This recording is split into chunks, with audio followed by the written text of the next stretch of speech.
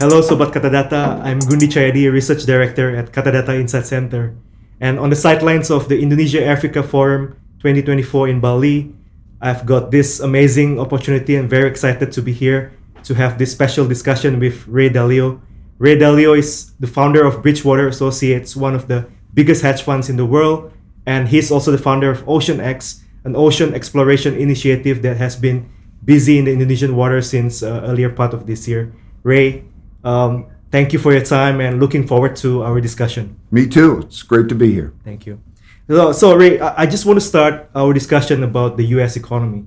And obviously, we had that Black Friday event at the start of August, amid worries about a looming recession in the U.S. I just want to get your sense about, how bad the next downturn in the U.S. economy going to be, and your thoughts about it. There's always blips and movements, and I think we pay too much attention to that. And I'd like to just start off by giving you the 5 big forces that are at work and have been throughout history. Right. I did a study of the last 500 years of history and these patterns, and these same 5 forces happen over and over again, and they drive everything. They're driving everything now. So the first force is the one that you're talking about, which has to do with money, which is debt, and economic activity. You provide more money, you print more money, you get things to go up, and you take too much debt, and you have a problem. And there's that dimension. The second dimension is there's a cycle of internal order and disorder. And in that cycle, when there become large wealth and values gaps, differences, you have a political cycle in which both sides become more extreme, and they want to win at all cost. Right. The rich, the poor, the left, the right. And as a result, you have this great internal conflict, which is being manifest now in the political, the elections and so on. And that'll have great implications for the markets and the economies because of the very different policies that they're going to have. That has an effect on taxation, capitalism versus socialism almost. Yep. Okay.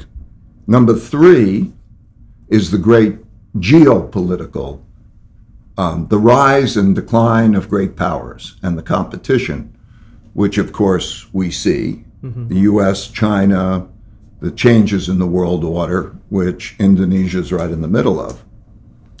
Number 4 throughout history has been acts of nature. Droughts, floods, and pandemics have killed more people than wars, Right. and had a bigger effect on everything. And so now climate change is a very big factor, not just because of climate change directly, but because of the money it takes. Roughly $8 trillion per year in a world economy that's $100 trillion. So it's a very big economic. These 5 forces affect each other. And then throughout history, there's always been the advances in knowledge and technology. And we're going through right now maybe the greatest technological change ever, because it's changes in how we think with artificial intelligence, and that applies to everything. It's not just a narrow change. So those 5 forces and their interactions are of paramount importance. So when you ask your question about, let's say the blip in the market and so on, I think we have to stand back and take a look at that context. If you like, I'll explain what I think the sequence will be. If I'm going on too long. Yeah, no, just I think for the U.S., I guess in the short term. Yeah. Right? Yeah. So the most important thing for the U.S. and the world in the short term is the election and following the election.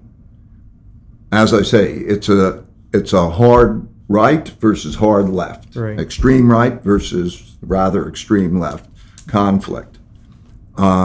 People look at the individual candidates, but you have to look at the parties and the ideologies that they represent, there are two questions.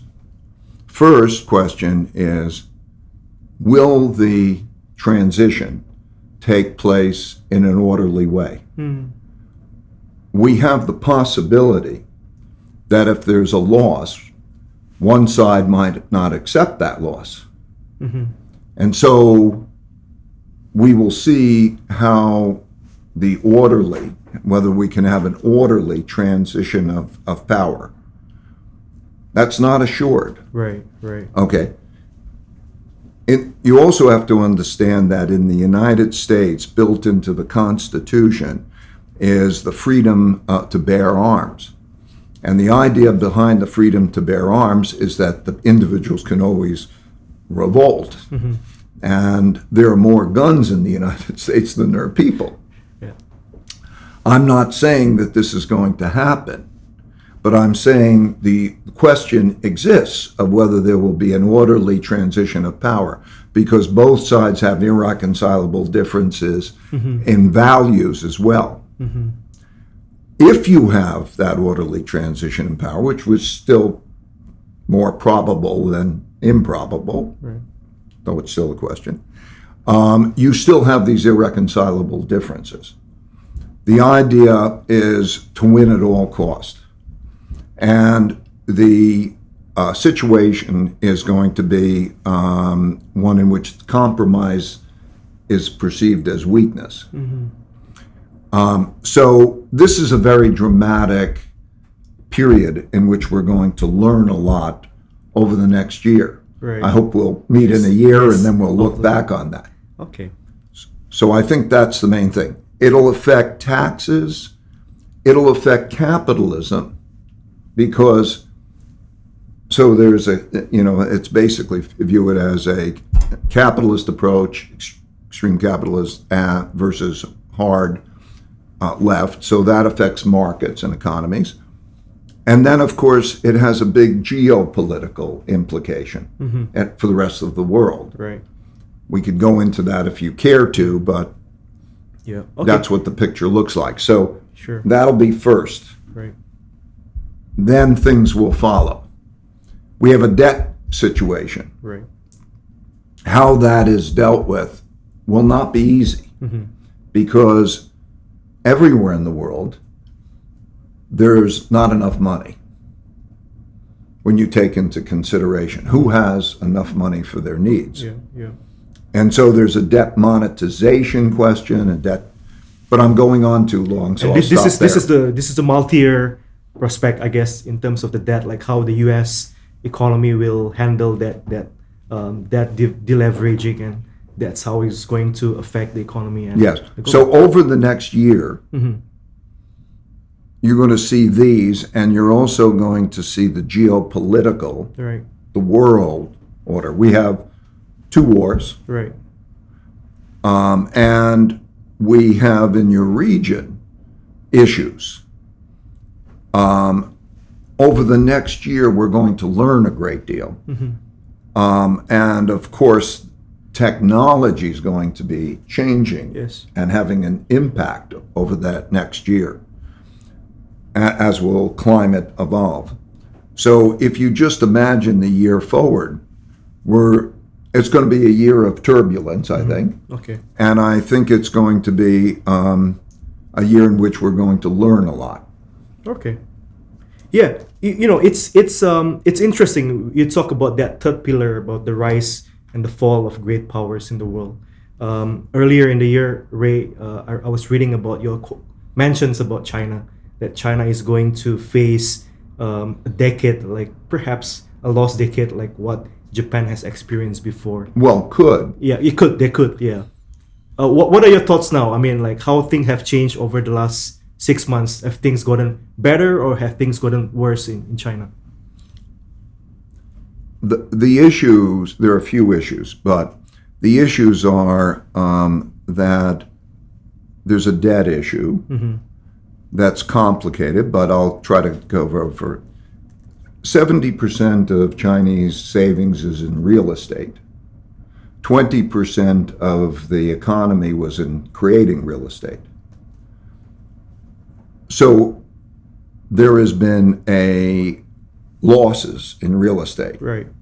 that have carried through the economy and had a wealth impact on a lot of people.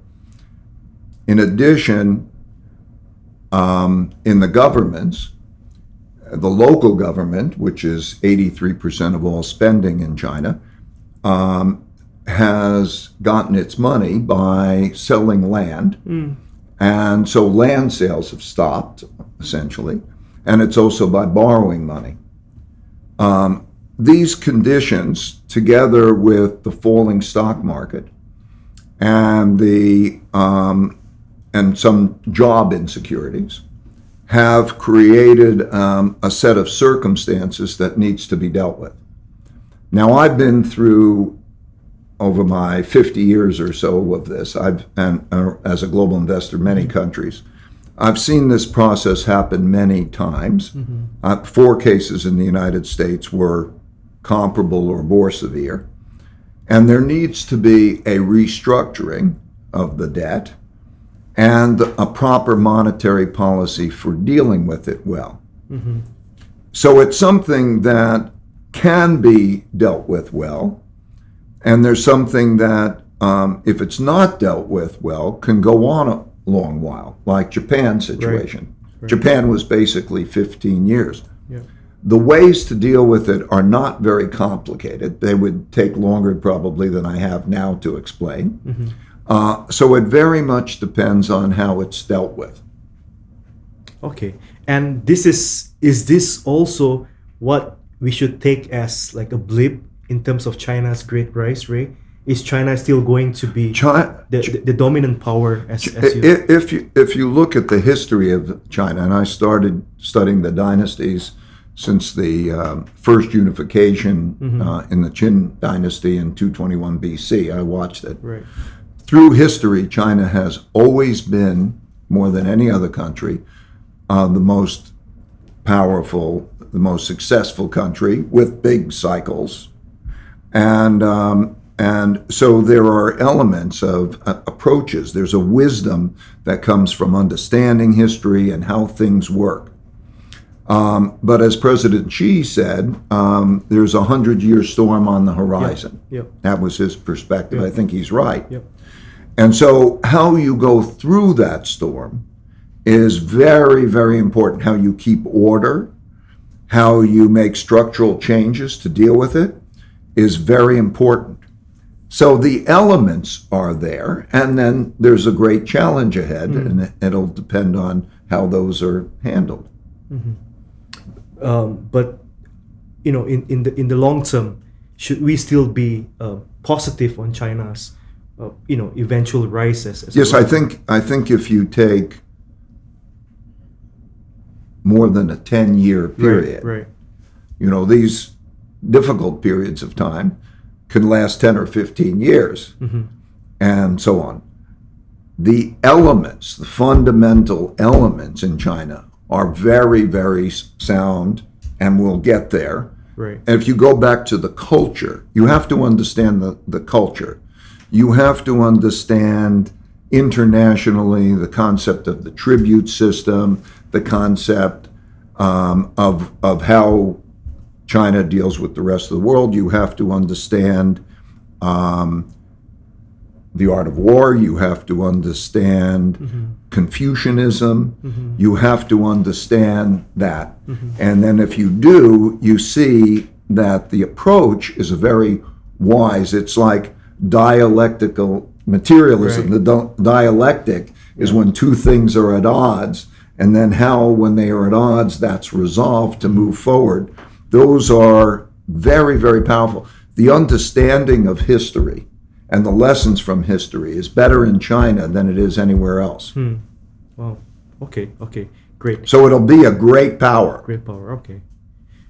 Ray, obviously I'm a big fan of your book, Changing World Order, and in terms of this cycle about the great global superpower, will there ever be a time where you're going to have, in terms of just one, but two world powers? We talk about the geopolitical risks right now between the US and China. Will there ever be a time when you have these two global powers at peace, and that will maintain in the world. What are your thoughts on that?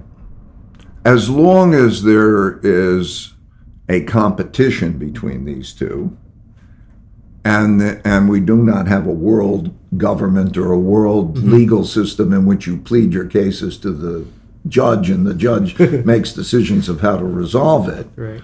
you're going to have a conflict of power. Now it depends how they approach that conflict of power. Okay?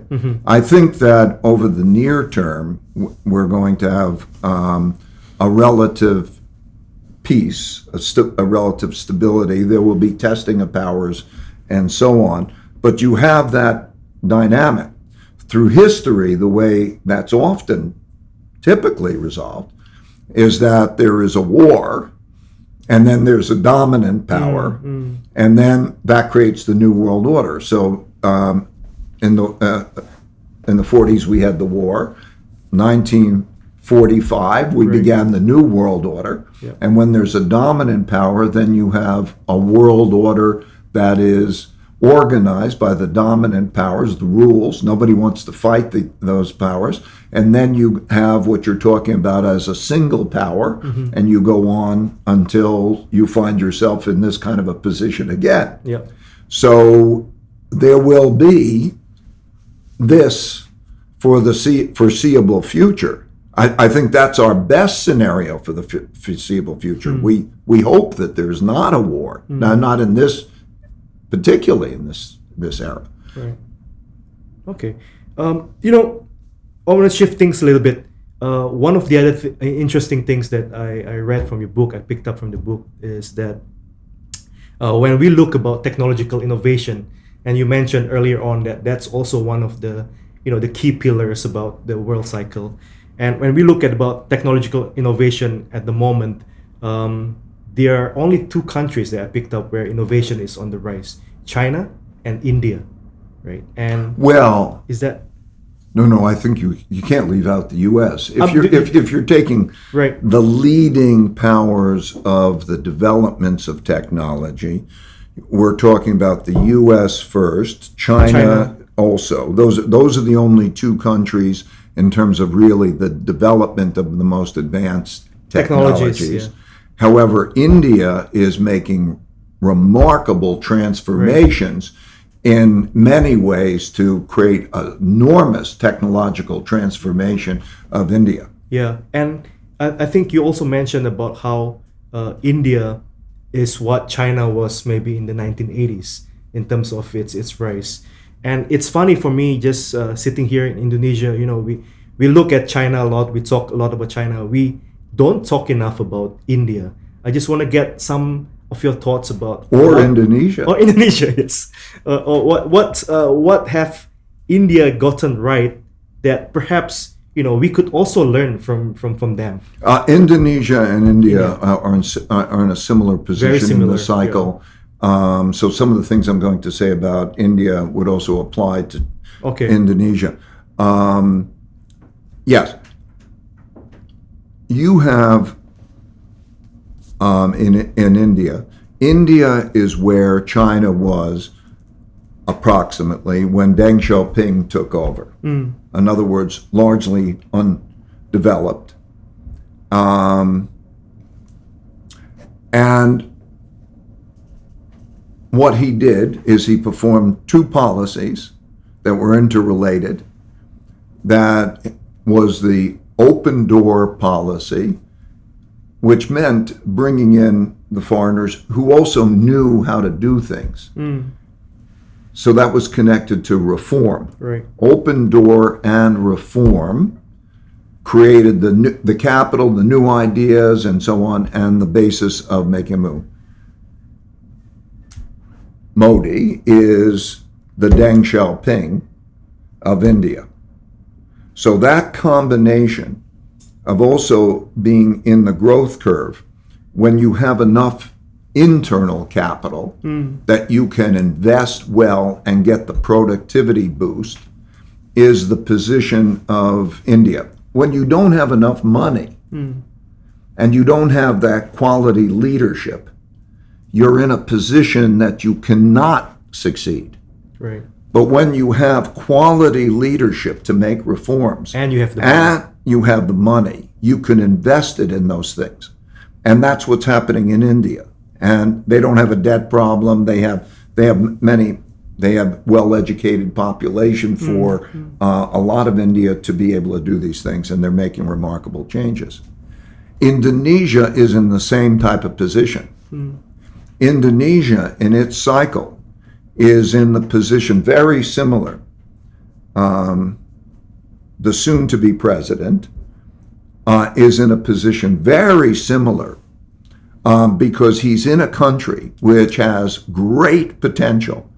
And in terms of capital formation and education and so on, it has the money and to invest well, to improve productivity in many different ways. And it should follow a similar path. You bring in the foreign know-how and talent and foreign capital, and you invest to make that reformation. So it's in a very, very, very similar position. So when I look at the prospects for the world future, I think that the United States has real challenges, because we can go into more of those, but anyway, real challenges. And India and China has real challenges. And then there's this conflict between them, which is definitely a challenge.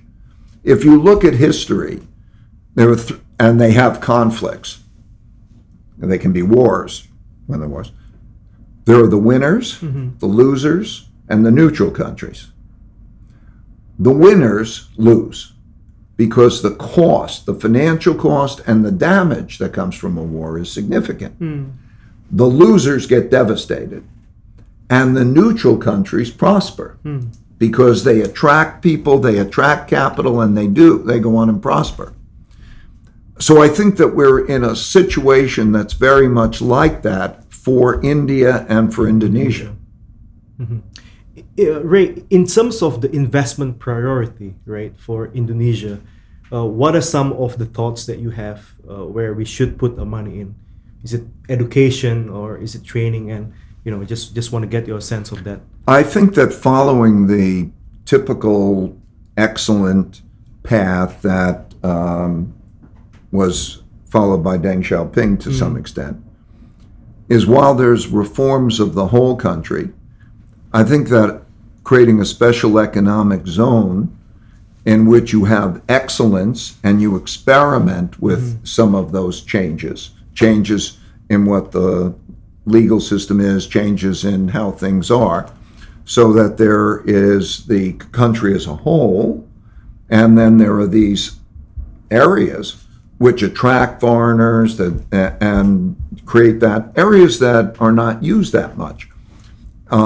That allows the development and the comparison between those things, and you spread from there at the same time as you make reforms for the country as a whole. Of course, to reform a country as a whole, as Deng Xiaoping did with China and Modi is doing with India, is more challenging. And of course, but every successful country comes down to two things. Simple, really. The education of children. Do they have the education of skills and civility? Do they have the skills to be productive? Right. And do they have the civility to work well with each other? That's what you need. So that education's fundamental. The second thing is, do they come out to a world and a system that works well, provides equal opportunity, rule of law, capital markets, so that they could take their capabilities and attract capital and work well to be productive? So all of those things. So when you think about reform, there'll be measures like World Bank and others measure ease of doing business. corruption, all of those things, those factors, Right. create an environment in which there can be productivity.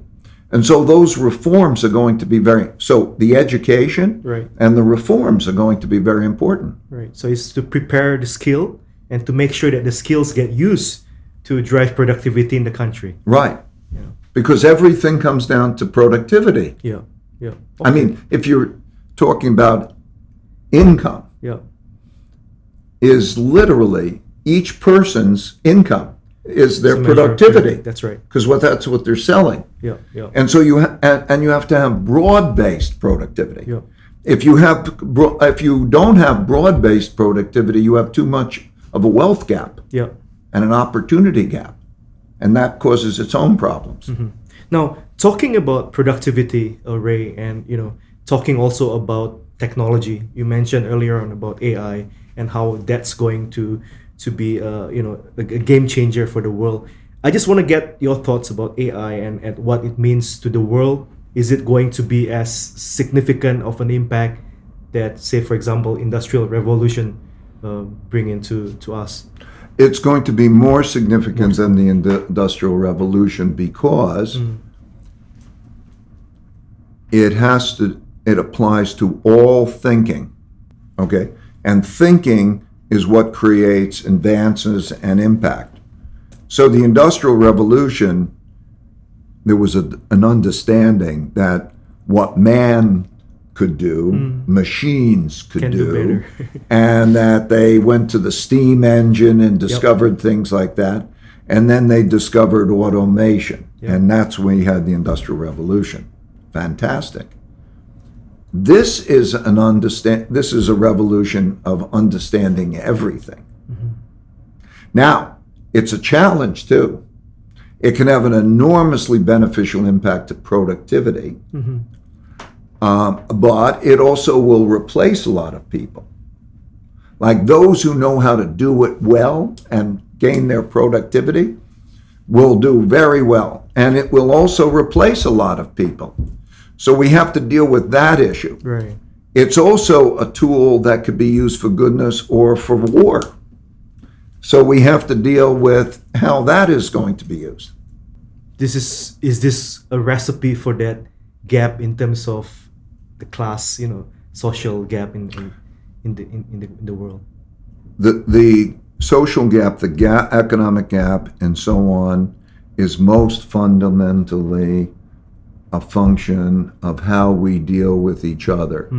Is the whole going to be protected because we deal well with each other? Or are we going to be so self-focused that we cannot deal well with each other? Right. Like in the world, there's enough wealth. There's more wealth than there's ever been. Yeah. There's more opportunity. But yet there's a fight. Okay? Now, can you ascend Beyond and that. find out how we can work well together? Or is the self-interest going to be such a powerful thing that we're going to fight? And that applies to everything. It applies to, as you're talking about, the jobs, the technology, and so on. It applies to war. It applies to climate. Like all the issues come down to that. If you take like the North-South climate issue, with climate change, it is happening in what we call the global South. They have the least money. Okay, how will that be dealt with? And then the migrations that are going to come from that, and so on. So there's a problem because all of these things, climate, everything, all comes down to that question. It's certainly the best if the world as a whole could deal with climate, Right. can deal with all of these issues in a way that's best for the world. But the world is not able to do that because of the focus on self-interest. Right. Okay. Ray, just want to get your thoughts also about other technological changes. One thing that came to my mind is cryptocurrency, right? I wanted to get your sense about cryptocurrency, and will it ever be a viable and a dependable store of value? can it ever replace a reserve currency? What your thoughts about that? I think that currencies, all currencies, are going to have problems. And that is because debt is currency. It's a promise to deliver currency. Right. And there's too much debt, and it's growing at a fast pace. And rather than having big debt defaults, central banks will always print the money to deal with that. So Easy way out. It's the easier Easy way out. Yeah. It produces the devaluation of currencies, not just one against the other, which people think about, but all of them together in relationship to goods and services and the cost of things, much like the 70s and the 30s and other periods of time. So money as we know it, that traditional money, is in question. Okay, it's at risk. Then the question is, what is the alternative money? Right? Money has to be a medium of exchange and a storehold of wealth. Medium of exchange you can always deal with, even if it's devalued, whatever. You take your wheelbarrows and you deliver your money. Okay, storehold of wealth is a different question.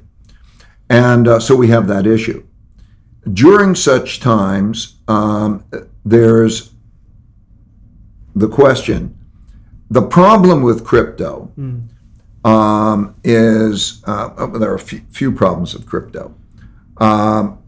First, it does not move reliably in relation to the value of money. So if you look at its movements, it's almost impossible to find out, okay, in this period, the whole. So it's not a classic standard of a storehold of wealth. If you had an ideal storehold of wealth, you would say, okay, is it going to be consistent with what I spend? Is it going to be my inflation rate? Is it going to be consistent with that? So it's very unreliable. It's very much a speculative thing. The other thing about it is that governments control it. So, the privacy element that happens in such times isn't there, and also can be controlled by the governments. There's a saying, for example, that gold is the only asset that you can own that's not somebody else's promise to pay, okay, and that you secure it, okay. So I think that there'll be a question of what is the new money that works as a storehold of wealth.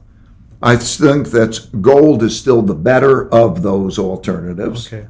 However, I think that some cryptocurrency, probably Bitcoin, still remains as a something that somebody should have a bit of as an element of diversification. But the real question will be, what is that storehold of wealth currency? It's going to be. Ray, for the second part of the interview, I want to ask some things that are a little bit more personal. Your experience building Bridgewater Associates, your thoughts about OceanX initiative. We at Katadata, we have been following the expedition in Indonesia since earlier the year, and we are very excited.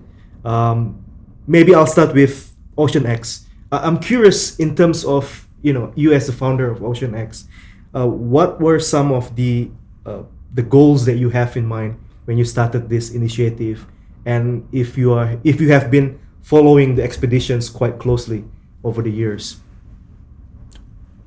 When I was a child, I watched Jacques Cousteau on television. Jacques Cousteau was an explorer, and he did a wonderful job of showing it in the media, and he inspired a lot of people.